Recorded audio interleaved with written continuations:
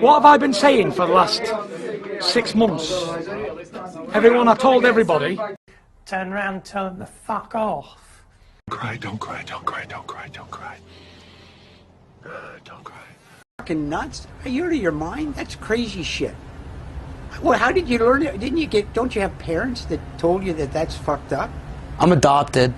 Well, I don't. That's no excuse. I'm 75 years old, and I've seen a lot of people come and go. I never heard such craziness in my entire life. So you're way out there on the fucking tangent, man.